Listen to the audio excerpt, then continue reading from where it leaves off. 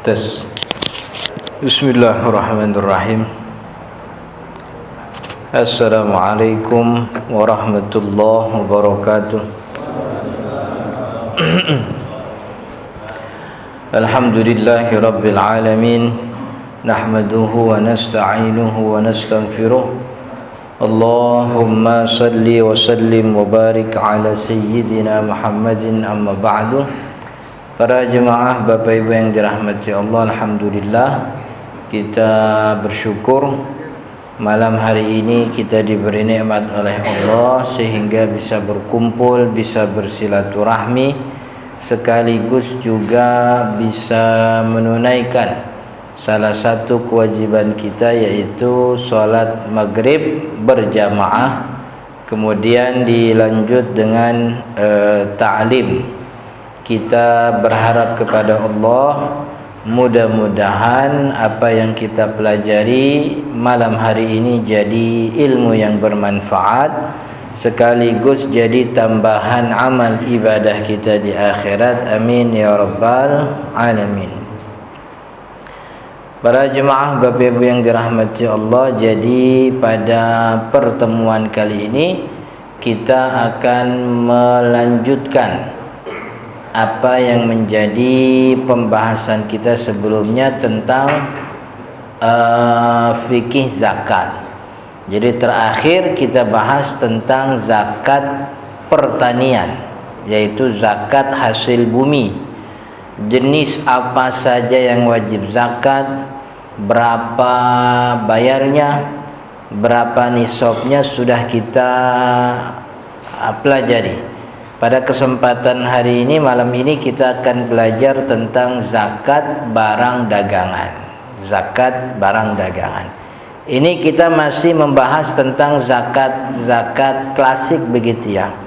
Zakat klasik itu zakat yang kewajibannya disepakati oleh seluruh ulama yang ada di jagat raya ini. Artinya setidak-tidaknya ada 5 jenis zakat yang seluruh ulama sepakat.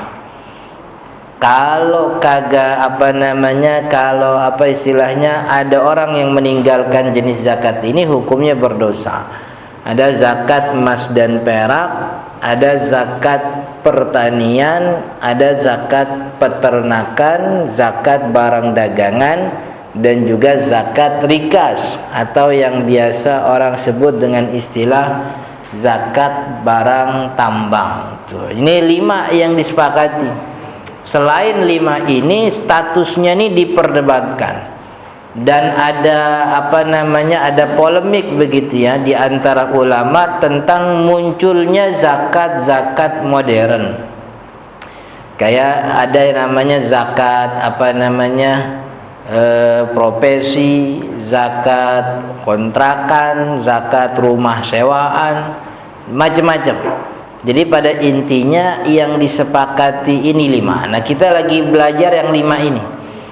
Zakat emas perak udah, pertanian udah, sekarang kita bahas tentang zakat barang dagangan.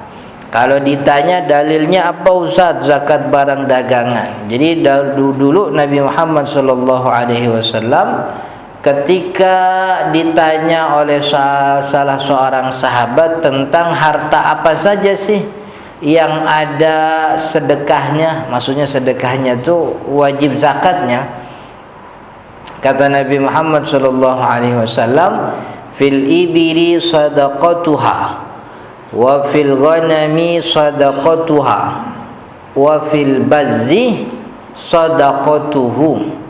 Kata Nabi, kalau di dalam unta ada kewajiban zakat, wa fil ghanam, dalam kambing ada kewajiban zakatnya, wa fil bazzi, al-baz itu namanya. Jadi al-baz ini kata ulama aslinya al-baz itu adalah nama untuk pakaian yang didagangkan. Jadi kalau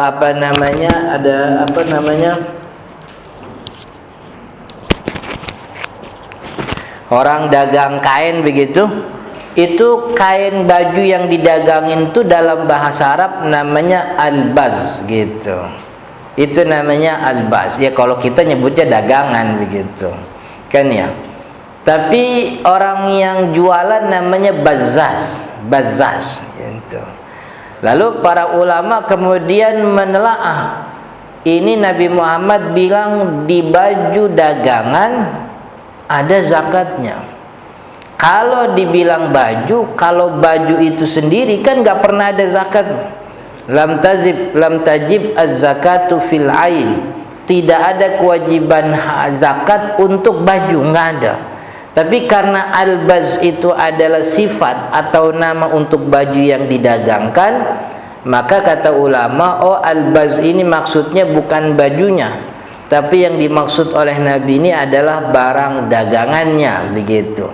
Dan dulu cocok itu, sesuai dengan apa yang jadi standar awal dulu Nabi Muhammad bilang kepada sahabat Mu'adz, tu'khadhu min aghniyaihim, diambil daripada orang kaya. Zakat itu diambil dari orang kaya, dikembalikan kepada orang miskin. Jadi bukan sebaliknya tuh, diambil dari orang miskin dibalikin buat orang kaya. Itu zaman zaman dulu orang dipaksa nabung di bank, tapi banknya buat modalin usahanya orang gede gitu. Zaman dulu, sekarang enggak gitu. Tahu sama atau kagak gitu. Zaman dulu kan begitu. Orang dipaksa buka rekening di bank, tapi orang-orang kecil mau minjem susahnya minta ampun. Orang gede perusahaan fiktif bisa tuh dia dapat pinjaman 1 miliar, 2 miliar. Itu kan namanya orang kecil ngebiayain orang gede kan. Itu dulu sempat terjadi tuh. Susah banget orang kita tuh punya punya modal gitu. Jadi yang namanya zakat tuh diambil dari orang kaya. Dan ini dagangan, ini salah satu sumber kekayaan ketiga itu. Jadi orang tuh yang punya dagangan tuh biasanya kaya. Makanya ada istilah di orang kita nih, kalau orang kaya namanya tajir gitu, tajir. Padahal tajir itu bahasa Arab artinya tukang dagang itu. Tajir itu ya. Itu tukang mie ayam tuh bahasa Arabnya tajir itu juga gitu. Cuman kalau bahasa Indonesia tajir tuh dianggapnya orang apa, artinya orang kaya. Karena emang salah satu sumber kekayaan itu adalah tijarah, berdagang gitu. Maka itu kata ulama, oh berarti zakat ada yang namanya zakat barang dagangan. Artinya orang-orang yang berdagang ada kemungkinan kena kewajiban zakat. Tapi ada syaratnya kata ulama. Ada banyak syarat dikatakan barang dagangan itu kena wajib zakat. Tentu yang pertama, ini syaratnya nih. Jadi kewajiban zakatnya kita sepakat. Ya, ada kewajiban zakat barang dagangan. Wajib gak? Wajib. Sama wajibnya seperti zakat emas. Lalu ada syaratnya gak? Kayak emas, kan emas syaratnya tidak jadi perhiasan kan ya. Kalau dia jadi perhiasan nggak ada kewajiban zakat. Tapi kalau dia disimpan walaupun bentuknya perhiasan kena kewajiban zakat. Dagangan juga sama nih. Tidak serta-merta orang dagang kemudian wajib zakat. Ada syarat-syaratnya. Yang pertama disebutkan oleh ulama ayyakuna urudon. Harus yang didagangin itu harus sudah berbentuk barang. Artinya kalau kita udah nyiapin duit, ada suami nyiapin duit 10 juta, nambah lagi 20 juta, disimpan, dipisahin. Ditanya sama istrinya, itu 20 juta buat apaan bang? Buat dagang gitu, buat modal dagang gitu. Istrinya nanya lagi, perasaan abang niat dagang dari lebaran kemarin belum jadi gitu. Jadi tapi duitnya tuh udah diniatin buat modal dagang. Ini walaupun mungkin nilainya 50 juta, ada 70 juta atau bahkan 100 juta misalnya. Apalagi kalau modal usaha kayak anak zaman sekarang nih, kafe kan ya. Modalnya kagak cukup 50 juta itu. Nyewa nyewa tempatnya aja bisa 60-70 juta setahun kan ya. 6 bulan buat renovasi dulu, jadi 6 bulan kagak dagang tuh, renovasi dulu itu. Dibikin dicatnya warna-warni, lampunya lampu yang kuning-kuning kan ya gitu. Itu jadi kebanyakan modelnya dagangnya mah kagak gitu. Lama banget itu. Ini modalnya ratusan itu. Tapi kalau orang dulu kan gampang aja, modal 10 juta jadi buka kios kan begitu. Ini walaupun dia udah punya modal yang sudah diniatin buat jadi modal, tapi masih bentuk duit, nggak ada kewajiban zakat. 20 juta, 30 juta. Jadi kewajiban zakat ketika jadi urudut tijarah. Maka selama itu jadi uang simpanan, kalau memang sampai nisab, ini kewajiban zakatnya bukan perdagangan, tapi kewajiban zakat harta simpanan, mengikuti emas dan perak, begitu. Jadi yang dikatakan zakat barang dagangan itu antakuna urudon, harus budak jadi barang, gitu. Kemudian syarat yang kedua, kalau 20 juta ini udah dibeliin barang, modal usaha, apa kena kewajiban zakat Ustaz? Yang kedua, syarat yang kedua adalah antamlikahu bimuawadatin. Dia itu punya barangnya itu sebab dia melakukan transaksi jual beli. Artinya transaksi muawadah, tukar menukar. Artinya barang yang didagangin yang kena wajib zakat tuh kudu barang yang dia beli, bukan dikasih. Gitu. Ada orang yang dapat warisan. Kalau warisan bukan muawadah tuh, bukan tukar menukar. Itu emang apa namanya, pemberian, jatah aja. Ada orang dapat warisan misalnya tanah 2 hektar, dia dapat warisan tanah. Lalu 2 hektar itu diniatin untuk dijual, begitu. Maka ketika ini dimerek, ini tanah 2 hektar dijual, gitu. Developer boleh masuk, begitu, 2 hektar, gitu. Ini merek jualannya ini udah lewat setahun. Ngasih merek dari 2021, 2022 belum laku juga. Kena wajib zakat apa enggak Ustaz? Kagak. Kenapa? Karena barang yang dijual, yang didagangin bukan hasil jual beli, itu hasil dikasih, pemberian warisan, gitu. Jadi syarat yang kedua itu adalah harus memilikinya sebab karena tukar menukar, atau bisa jadi karena utang, begitu. Ada orang punya utang misalnya 20 juta. Kata yang utang bilangin, Pak Haji, saya nih 20 juta nggak punya, tapi saya punya ada kios itu Pak Haji, kontraknya masih berapa tahun lagi, di dalamnya ada barang dagangan, dagangannya baju-baju sekolah.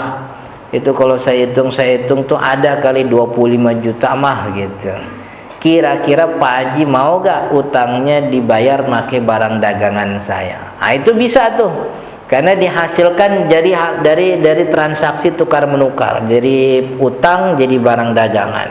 Atau emang dia beneran beli, dia punya duit 10 juta, dia beli nih barang alat perabot rumah tangga, alat dapur misalnya. Dari 10 juta itu kan dia beli itu barang yang kalau dikumpulin nilainya kan udah nggak 10 juta, nilainya bisa lebih. Karena gayung yang dia beli dari agen harganya 15.000, dia harga jualnya 20.000, kan ya. Itu jadi yang tadinya awal 10 juta dia modal, ketika udah jadi barang dagangan nilainya bukan 10 juta lagi. Itu nilainya bisa 12-13 juta. Datang kita ke Kerawang ke pabrik mesin cuci, tanya mongkohnya, ini mesin cuci model gini berapa kok? Yang kayak gini 8,5. Biasanya orang jual berapa? Biasanya orang jual 1.200.000. Nah, itu. Awalnya 850.000, jadi barang nilainya udah bukan 850.000 lagi. Nilainya jadi 1.200.000, kan begitu. Jadi nilainya itu hasil punya barangnya hasil jual beli. Gitu. Jadi kalau barang dia yang didagangin hasil dikasih, hasil pemberian, atau bukan hasil jual beli, pokoknya itu nggak ada kewajiban zakat. Kayak zaman sekarang ini kan lagi rame ini nih caleg, itu caleg gitu. Sabtu Minggu lumayan ramai nih caleg. Kalau Sabtu Minggu biasanya ngasih sembako aja, ngasih beras gitu. Ada orang yang semua partai dia tungguin sama dia gitu. Caleg partai mana ditungguin pokoknya di mana jadwal pembagian sembako, siapa aja calegnya dia datang gitu. Dia cari tuh kupon gitu. Lumayan tuh, sebulan ada 8 kali Sabtu Minggu 4 kali, 8 kali. Itu dikumpulin tuh dari caleg ini, dia dapat mie, jadi dia minyak, dapetin. Akhirnya dibuka warung gitu. warung beras kan gitu. Ini barang dagangan yang di warung ini kagak kena kewajiban zakat, sebab barang dagangan ini bukan hasil beli, ini hasil dibagi begitu, hasil pemberian begitu, hasil pemberian, bukan bukan jual beli. Maka kalau orang ini hasil dibagi, warisan, dapat warisan rumahnya udah gua nggak pakai, gua udah punya rumah, warisan rumahnya dimerekin, dijual, nggak ada kewajiban zakat. Jadi kewajiban zakat tuh kalau syarat yang kedua dimiliki dengan hasil muawadhah. Muawadhah itu akad transaksional, ada yang dikasih, ada yang nerima begitu. Kemudian yang ketiga syaratnya antanwit tijarata inda tamallukiha. Ketika dia beli itu barang, dia niat emang belinya buat didagangin. Itu juga syarat utama. Jadi kalau ada orang punya duit 10 juta, dia pesan sama temennya yang pabrik ini perabotan, panci segala kompor dipesan.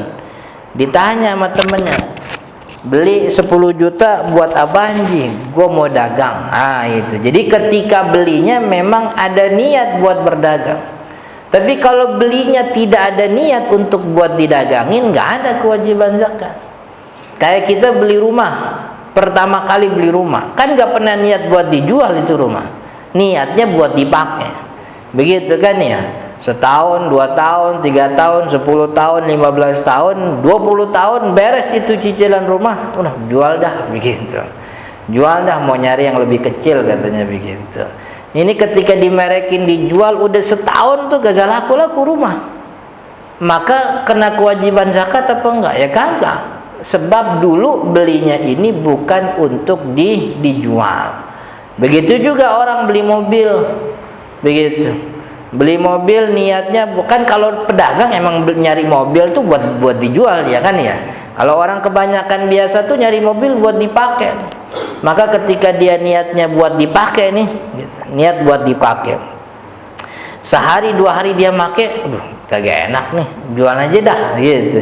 Walaupun itu masa pakainya cuman sebentar, karena ini mobil niatnya ini memang untuk dipakai, maka tidak ada kewajiban zakat ketika dia dagang itu. Jadi tidak ada kewajiban zakat. Itu syarat yang ketiga, antanwi at-tijarata inda tamallukiha, dia berniat untuk didagangin ketika belinya. Nah, tapi niat berjualan ini tidak mesti setiap belanja. Ini mesti ada pas di belanja pertama doang. Orang punya 10 juta, dibeliin nih perabotan rumah tangga, mesinnya cuci, sapu, semuanya dibeli. Nanti kan sudah sebulan dia dagang, ada untung, dia beli lagi, belanja lagi. Nah, pembelian kedua nih, belanja kedua, belanja ketiga, nggak ada kewajiban niat. Ini udah ngikutin niat yang, artinya tidak mesti niat lagi ketika yang belanja yang kedua. Yang harus ada niat dagang itu adalah waktu belanja pertama kali, yang benar-benar membuat ini uang, nih berubah dari yang namanya naqd, mata uang, menjadi barang-barang dagang. Untuk pertama kali niat itu. Jadi belanja yang kedua kan ya, kan orang kalau dagang kan ada masanya dia belanja. Nah, belanja kedua, belanja ketiga tidak perlu ada niat itu lagi. Artinya kalau dia niat ya bagus, tapi kalau tidak ada niat, dia tetap kena kewajiban zakat, sebab yang dihitung niat yang pertama. Itu yang yang ketiga. Kemudian yang keempat yaitu alla takuna qaniyatan asna'al haul. Tidak boleh dipakai untuk kebutuhan pribadi selama masa haul.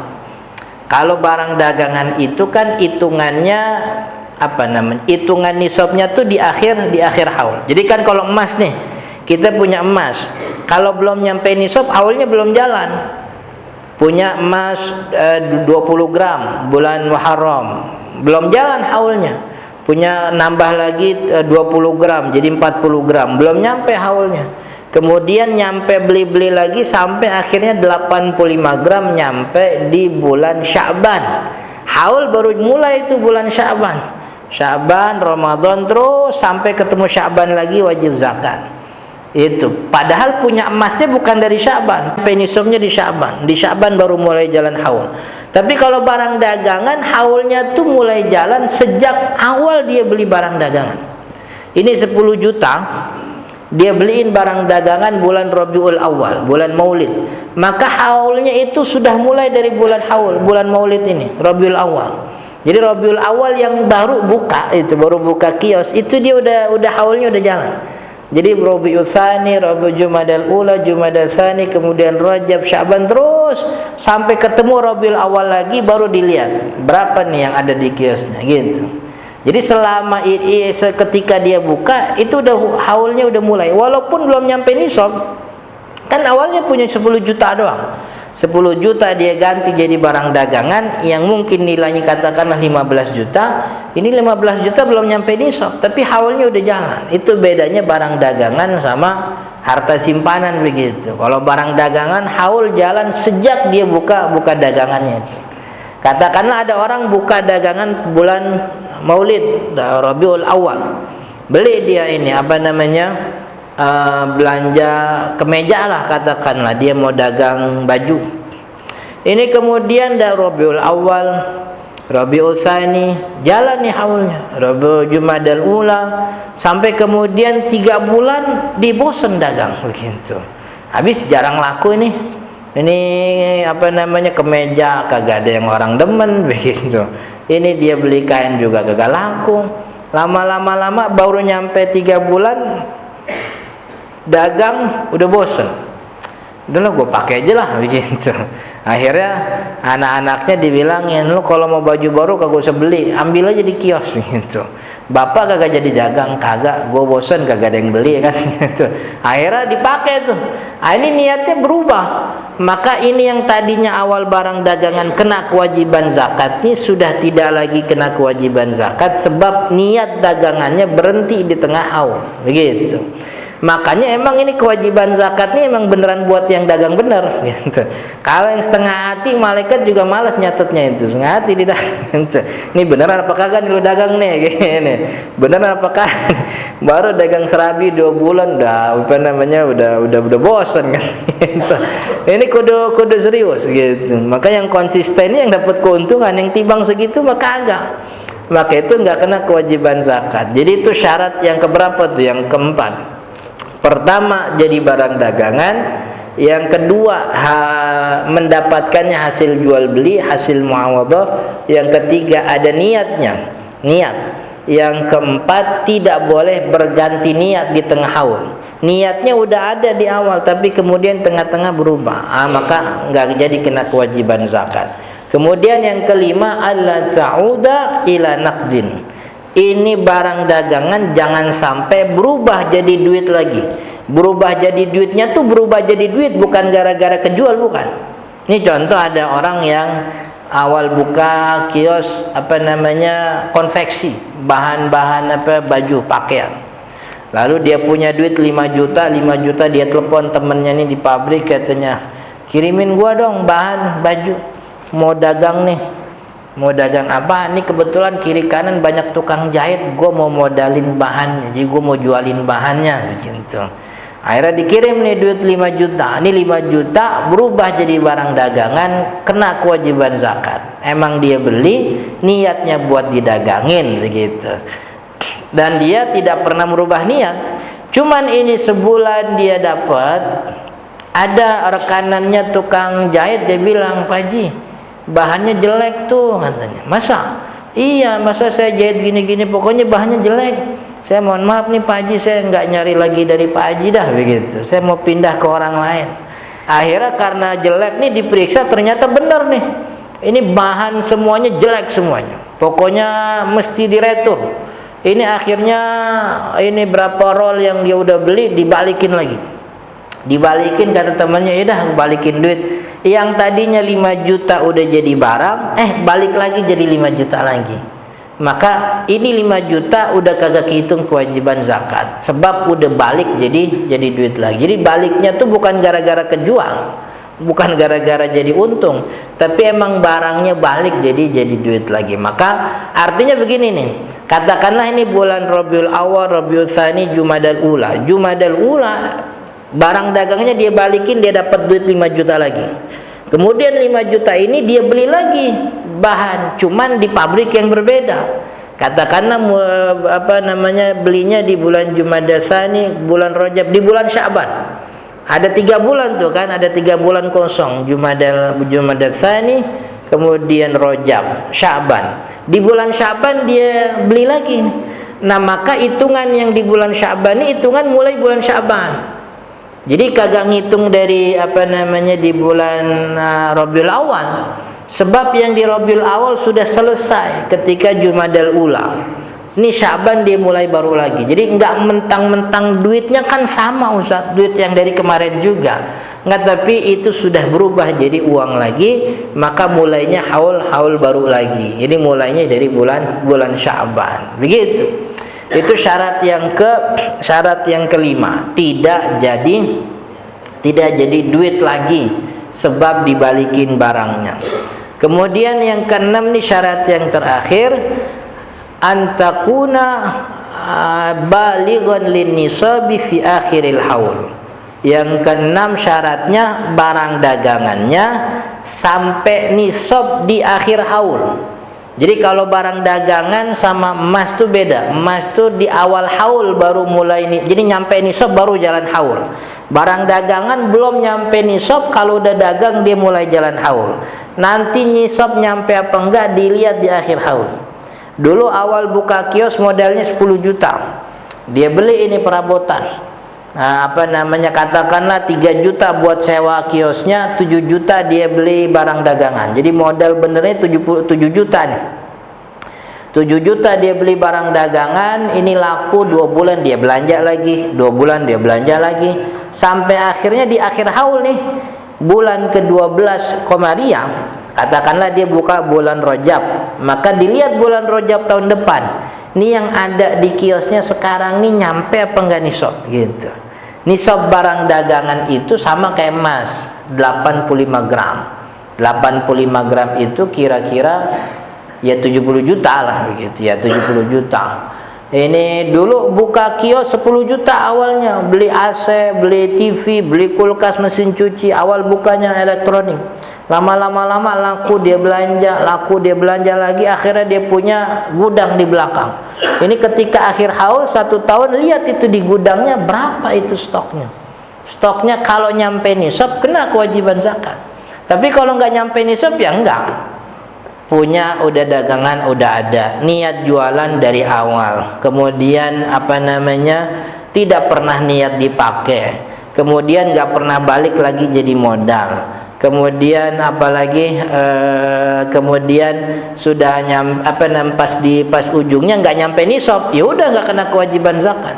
Maka ketika akhir haul dilihat, dulu awal buka cuma 10 juta, kemudian dibeliin barang dagangan nilainya jadi 15 juta. Sekarang di akhir haul nih bulan ke-12, ini dilihat dihitung nilainya sampai 87 juta misalnya. Nyampe itu nisab tuh. Maka kena kewajiban zakat gitu. Jadi hitungan nisabnya di akhir haul. Dan yang dihitung tuh barang dagangannya aja. Jadi kios kagak dihitung, kalau dia punya mobil operasional kagak dihitung, dia punya karyawan juga kagak dihitung, anak karyawan kagak dijual kan gitu. Pokoknya yang dijual aja gitu. Meja yang buat transaksi, meja kasir kagak dihitung, mesinnya kagak dihitung, yang dihitung yang dagangannya aja gitu kan ya. Kalau dia jualan kopi, yang dihitung kopinya aja. Itu perabotan segala, mixer kalau anak sekarang tuh kan grinder kalau di warung kopi itu kagak dihitung, itu kagak dijual, kecuali emang dia jual barang-barang begitu kan, yang dijual kopinya doang. Jadi stok kopinya aja, stok baju yang dia jual, stok barang perabotan rumah tangga yang ada di kiosnya dihitung berapa. Maka itu kewajiban zakat barang dagangan ini tidak pernah mengarah kepada pedagang kecil. Karena pedagang kecil ini nilai barang dagangannya begitu, walaupun dia udah dagang itu 10 tahun kan ya, Kan dari awal tahun sampai 10 tahun gerobak terus, nggak ganti-ganti kan ya. Maka itu nggak kena kewajiban zakat, sebab yang ada di gerobak itu yang dijual kalau kita hitung nggak nyampe nisab. Tukang mie ayam kan ya, modalnya di kios sih, kalau kita di kios, di gerobaknya nih mie-nya sekian lusin, ini sawinya ada sekian lembar, kemudian apa namanya kuahnya nilainya sekian, nggak nyampe nisab. Jadi yang namanya kewajiban zakat barang dagang ini kewajiban kepada pedagang partai besar. Orang yang dagang AC kan ya, orang yang dagang modalnya juga dulu gede itu. Maka ketika 1 tahun dilihat ini, kios AC kan depannya cuman majang 3 AC, mesin cuci 3, TV 1 gitu. Itu yang dipajang tuh. Cuman kalau kita masuk ke dalam di gudangnya tuh 3 tingkat itu. AC-nya 3, banyak banget itu di gudangnya. Maka yang dihitung tuh bukan yang di display, tapi yang di dalam gitu. Itu nyampe nisab. Kewajiban zakat barang dagangan kalau sudah nyampe nisab maka dia wajib. Berapa bayar zakat barang dagangan? Zakat barang dagangan sama seperti emas perak, 2,5%. Setelah dihitung nih barang dagangan di kiosnya nih, ada sekian 80 sampai kemudian ada 100 juta misalnya. Ini mesin cucinya dulu awal buka cuma 3, sekarang mesin cuci ada 50 unit. Ini TV-nya, tempat TV macam-macam ada 100 juta nilainya. Ini 100 juta maka wajib bayar zakat 2,5%. 2,5% 2,5 juta. Maka ketika dia wajib bayar zakat, nih Ustaz, duit apa barang dagangan Ustaz? Kalau mau bayar zakat, kalau ada barang dagangan yang nilainya 2,5 juta begitu, 2,5 juta diboleh begitu, nggak ada masalah gitu. Cuman kalau dalam pandangan mazhab Syafi'i dia terbentur dengan syarat minimal 3 orang dari mustahik. Jadi kalau dalam mazhab Syafi'i nih kita wajib bayar zakat. Ini zakat kita ini wajib dibayarkan minimal ke 3 orang mustahik. Kita punya uang simpanan 100 juta. 100 juta ini wajib bayar zakat 2,5%, 2.500.000. Ini 2.500.000 nggak bisa satu mustahik. Jadi minimal 3 kata ulama Syafi'i begitu. Walaupun syarat ini ditentang oleh Syekh Nawawi Banten, rasanya sulit sih gitu. Pokoknya kita ngikutin yang umum 2.500.000 kasih ke 3 mustahik. Entah miskin 1, fakir 1, atau yang satu lagi fisabilillah misalnya. Atau 3-3-nya miskin lah, nggak ada masalah. Pokoknya minimal 3 aja. Minimal 3 dikasih kepada 3 orang, berarti 2.500.000 kalau dibagi 3 itu kira-kira masing-masing 700 sekian lah begitu. Itu juga sama, barang dagangan nih kalau dalam mazhab lain kan nggak ada masalah, langsung ngasih ke satu fakir nggak ada masalah. Tapi kalau mazhab Imam Syafi'i nggak, minimal 3. Makanya kalau pakai mazhabnya Imam Abi Hanifah misalnya, dari kios yang ada di kita ini ada 100 juta, kita kasih 2.500.000, 2.500.000 apa ya? Ada nih TV ini, smart TV. Udah 2.500.000 kasih si miskin 1 orang, nggak ada masalah, selesai kewajiban zakat. Tapi kalau mau mau pakai duit juga boleh. Dan rasanya bayar zakat dengan uang untuk zaman sekarang ini lebih manfaat. Jadi kemaslahatannya lebih bisa dirasakan. Karena si miskin ini takutnya kalau dia dikasih TV begitu ya, kita itu bukan ngasih kesenangan, itu namanya ngasih kesusahan. Orang listriknya 300 gitu, listriknya kagak kuat, dikasih TV kejepret semua kan ya. Ini kalau dikasih TV kagak nyala TV-nya. Dikasih mesin cuci, orang dia udah biasa nyuci pakai tangan, kasih duit dah. Kalau dikasih duit dia bisa buat pakai bayar kontrakan, dia bisa beli beras, dia bisa beli apa kan begitu. Walaupun kalau emang kita mau ngasih begitu ya sah-sah saja. Cuman dilihat dari sisi kemanfaatan, jauh lebih bermanfaat kalau kita bayar zakatnya dengan yang sudah diuangkan begitu. Itu zakat barang dagangan. Maka dari syarat-syarat yang tadi ini zakat barang dagangan ini sesuai dengan apa yang disebutkan oleh Nabi Muhammad SAW. Zakat itu diambil dari orang kaya, diberikan kepada orang miskin. Karena untuk dikatakan punya barang dagangan yang nilainya sampai nisab, ini berarti ini pedagang besar. Maka pedagang-pedagang kecil tuh yang kaki lima, yang bukanya tiap malam minggu pas ada bazar doang misalnya begitu, atau warung di pinggir sekolahan yang jualan jajanan buat anak-anak sekolah, jual apa namanya es mambo, jual lidi-lidian begitu, nggak kena kewajiban zakat. Ini kalau kita hitung seluruh apa namanya stok yang ada di kiosnya tuh nggak nyampe 2 juta kayaknya begitu, nggak nyampe 2 juta itu. Jadi nilainya kecil, maka pedagang-pedagang itu tuh tidak kena kewajiban zakat. Tukang gorengan kan ya, yang kalau dari pagi tuh modal apa namanya modal gorengannya tuh ya paling 500.000 gitu. Kita pernah nemu itu di YouTube. Ada tukang dagang, ada YouTuber yang tukang bagi-bagi rezeki. Dia datang ke tukang nasi goreng. Katanya saya beli semuanya. Ini bapak tiap dagang bawa berapa porsi? Ya nggak ngitungin sih, pokoknya 1 termos saya habisin gitu. Ya udah 1 termos goreng semuanya, kasih sama yang lewat, saya bayar semuanya. Dia bingung juga berapa ya 1 termos ini. Udah 500.000 kan, 500.000 kan kecil itu 1 gerobak tuh 500.000 dia hargai.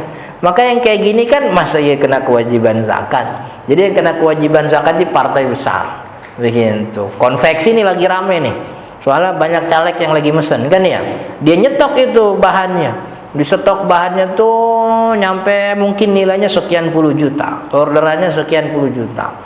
Tapi yang pasti bahwa barang dagang zakat, barang dagangan ini yang dihitung adalah stoknya, stok yang ada di kiosnya di akhir haulnya, bukan nilai transaksi yang terjadi, bukan keuntungan yang dia dapat, bukan rencana yang akan diterima daripada keuntungan, bukan. Tapi makanya tidak ada yang namanya zakat keuntungan, nggak ada zakat kerugian, nggak ada zakat jual beli. Yang ada zakat barang dagangan begitu. Kalau yang dihitung barang dagangan, maka walaupun apa namanya transaksinya itu apa namanya besar begitu, tapi kalau stoknya kagak ada, maka tidak ada kewajiban zakat. Artinya ini tidak mengarah kepada ke apa namanya orang yang jual jasa gitu, jual jasa seperti apa namanya konsultan. Karena kalau dalam syariat yang namanya konsultan dokter tuh bukan jual beli, itu namanya akad ijarah, akad sewa.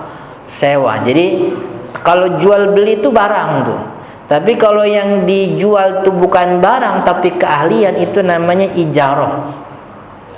Ijarah nggak kena kewajiban zakat. Tapi kan nanti dari ijarahnya itu, dari kerjaannya itu dia dapat duitnya disimpan. Maka orang ini kena kewajiban zakat harta simpanan kan ya. Itu di rekeningnya ada sekian ratus juta, ya kena kewajiban di situ. Begitu. Wallahu taala alam. Berapa lagi? Oh, Isya. Jadi sambil apa namanya azan Isya, lalu kemudian kita teruskan dengan tanya jawab setelah azan Isya selesai. Wallahu taala, kita istirahat bentar.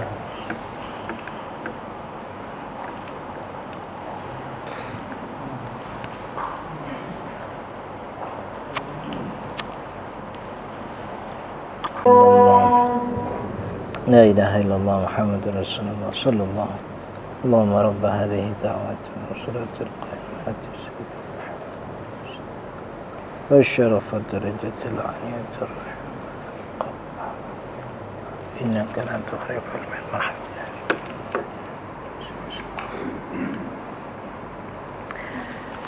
Kita teruskan. Sebelum tanya jawab ada sedikit tambahan bahwa zakat barang dagangan ini termasuk zakat batin. Jadi zakat batin itu zakat yang hartanya kagak kelihatan. Yang tahu kita wajib zakat itu cuman kita aja yang punya gitu.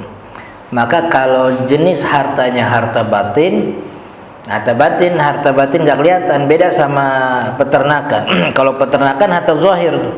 Yang tahu kita wajib zakat tuh bukan cuman kita, tapi orang kiri kanan juga ngelihat. Sebab kan kalau peternakan kan kudu diangon, kalau bahasa kita kan diangonin, apa bahasa kitabnya saima. Kan yang namanya ngangon kambing, ngangon sapi itu kan kagak ada yang indoor kan gitu. Jadi outdoor semua kelihatan. Maka itu yang disebut dengan istilah harta zahir. Nah, ketentuan ulama kalau harta zahir bayar lewat amil. Kalau hartanya harta batin, bayarnya langsung kepada mustahik. Jadi nggak mesti lewat amil. Sebab harta batin tuh yang tahu kewajiban zakat cuman kita doang. Sebab orang kagak pada ngitung. Kan nggak ada orang iseng-iseng ngitungin harta orang, kan kagak ada gitu. Ya orang julid sih ada begitu, cuman nggak nyampe simpanan orang dihitung-hitungin. Yang tahu wajib zakat cuman kita doang. Makanya untuk harta batin ini, jadi kalau kagak bayar zakat, yang nanggung dosa bukan ustadznya begitu. Jadi ntar di kuburan kagak bisa diiniin, kagak bayar zakat nih orang nih kan gitu. Emang apa namanya, dia nggak bisa bilang, wah saya kagak dikasih tahu sama ustadz saya, kagak boleh begitu. Ini mah ilmu fardu ain, emang kudu belajar begitu. Dan ini salah satu kekurangan kita orang Islam di Indonesia, banyak ilmu fikih, ilmu syariat yang belajarnya tuh kalau ada momennya doang. Coba saya tanya di sini, ada gak yang tahu berapa rukun haji kecuali kalau dia manasik haji itu? Nah, ini orang kan nggak belajar tuh fikih haji, rukun haji, syarat haji, wajib haji. Bedanya rukun haji sama wajib haji apa? Itu botakin rambut abis sa'i itu hukumnya apa? Kan kita gak ada yang tahu. Pas manasik doang itu. Manasik juga kadang-kadang ada travel yang rada-rada. Jadi bukan ngajarin fikih haji, dia ngajarin tetek bengek doang yang diajarin. Ntar nih bapak pakai batik ini ya, begitu, pakai batik ini. Terus kopernya disiapin, koper gede, koper semi gede, sama yang kecil, gitu. Yang kecil buat dibawa kemana-mana. Biasain yang kecil dari plastiknya kan gitu, biar bisa bawa sendal. Nanti masuk Masjidil Haram, sendal jangan ditinggal di depan, gitu. Ditinggal pulang-pulang kagak ada, hilang kan gitu. Itu yang diajar itu teknis gitu doang. Bawa duit sekian, kurmanya ntar sekian, dar zam-zam sekian, gitu. Fikih hajinya kagak ada. Nah, kita begitu nih. Makanya apa namanya, pelajaran kita alhamdulillah bahas soal ilmu fardu ain. Karena kalau nanti kita ketinggalan kewajiban zakat, yang dosa bukan gurunya, bukan ustadznya, tapi kita sendiri. Karena kita harta disimpan. Nah, harta yang batin ini yang kagak kelihatan, kita sendiri yang wajib bayar. Artinya bayarnya nggak mesti lewat amil, tapi langsung kepada mustahiknya begitu. Wallahu taala alam, mudah-mudahan bermanfaat. Sebelum ditutup ada pertanyaan? Mana dulu nih? Pak Mizan dulu dah. Ketua ada enak. Di antara persyaratan jual beli ya, ini menyimpang dari kata tadi. Kan sekarang dagangan lewat online ya. Di antara syarat, di antaranya ada pembeli, ada penjual, ada barang, kadang yang dijual, ada akad, ya. Sekarang untuk online, Ya. tidak sama dengan yang nyata real ya. Kan hukumnya gimana? Kemudian yang kedua tentang zakat. Kita kan nggak bisa ngitung yang kita jual. Misalnya kita masarin dropship, barang misalnya masarin agen barang. So kita masarin terus, nggak tahu pokoknya jual terus saja.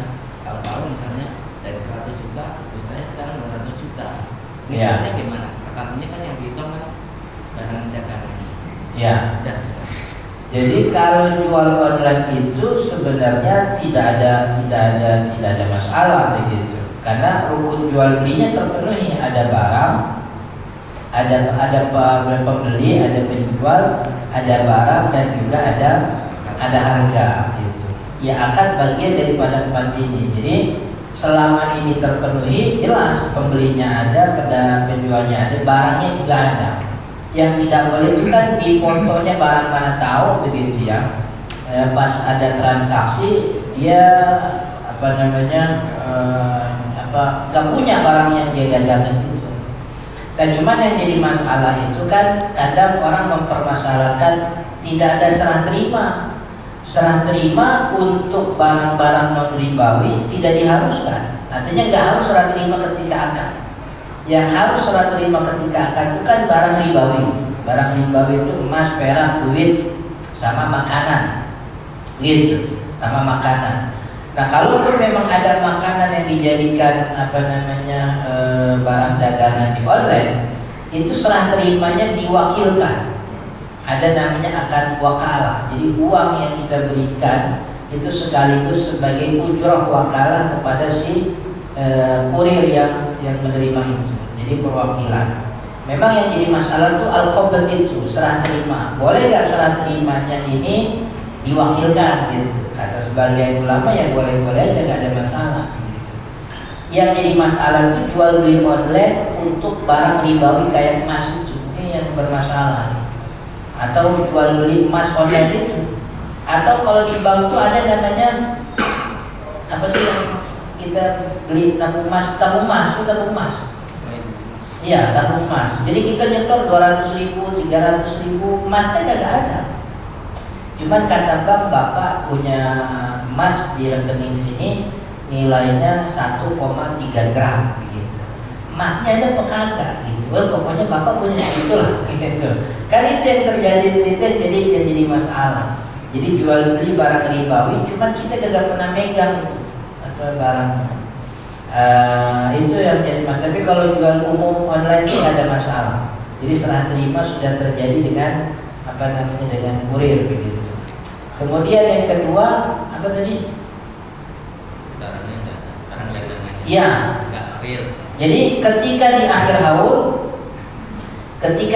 haul buka kios bulan Rajab tahun depan dilihat stoknya berapa. Stoknya ada Ustaz, tapi lebih banyak duit gitu. Kalau duitnya kan orang ketika dapat keuntungan nih, katakan orang dapat untung 100 juta. Ini kan ada dari 100 juta ini yang bakal dibelanjain lagi, ada dari 100 juta yang bakal disimpan buat keuntungan dia.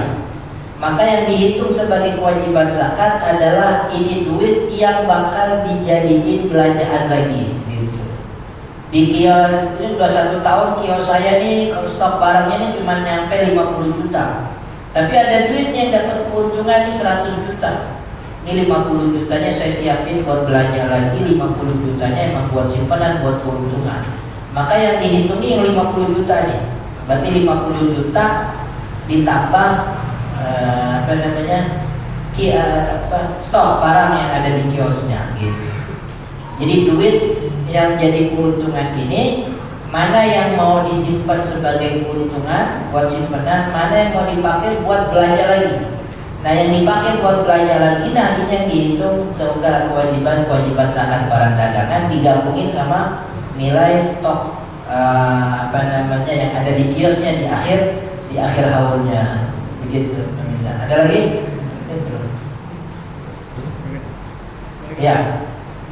Kalau misalnya kasusnya gini, jual beli rumah bekas, jadi beli rumah bekas memang niatnya untuk dijual beli, tapi waktu dibeli terus kemudian mau dicoba dagangin 6 bulan nggak laku nih kan? Ya. Aduh duit udah habis, ada yang menyewa, sewain aja deh gitu. Itu ada perubahan niat nggak jadi? Gitu, kan? Iya, berubah. Jadi syarat yang keberapa tuh? Syarat yang ketiga, bahwa tidak boleh ada perubahan niat. Awalnya niat didagangin, dagang itu kan niatnya dagang, mindahin kepemilikan. Sedangkan sewa itu tidak membuat kepemilikannya pindah. Kepemilikannya tetap punya dia. Cuman manfaatnya diberikan kepada orang yang nyewa. Jadi kewajiban zakatnya berhenti itu ketika barang itu sudah dirubah statusnya, yang tadinya barang dagangan jadi barang sewaan gitu. Nanti kalau yang nyewa udah pergi, Ustaz, saya mau dagangin lagi, berarti mulai haulnya baru lagi gitu. Ini dengan catatan dia beli rumah emang buat dagang gitu ya, bukan beli rumah buat dipakai kemudian disewa gitu. Kan tadi kasusnya beli rumah bekas buat dijual kan ya. Oke, satu lagi tahu. Kalau barang dagangan biasanya ada yang punyanya dia, kemudian ada yang barang titipan. Ya. Dia dengan kata, aku punya barang nih Pak Haji, titip ya dari saya, pokoknya dari sekian banyak ini saya jualnya sekian Bapak, Ya. arti terserah nih. Nah itu kena. Jadi secara umum kewajiban zakat baik barang dagangan atau bukan barang dagangan, syaratnya itu adalah harta itu dimiliki secara sempurna. Barang dagangan orang yang dititipin ke kios kita itu bukan punya kita. Makanya kita enggak. Jadi kios kita nilainya nih, kiosnya nilainya dihitung stoknya ada 70 juta misalnya. Ini yang dititipinnya ada 10 juta, maka kagak nyampe 80 juta hitungan kita. Sebab yang 10 juta ini bukan punya dia. Jadi yang wajib zakat hanya harta yang dimiliki secara sempurna. Oke? Wallahu ta'ala alam. Subhanakallahumma wa bihamdika asyhadu an la ilaha illa anta astaghfiruka wa atubu ilaik. Assalamualaikum warahmatullahi wabarakatuh.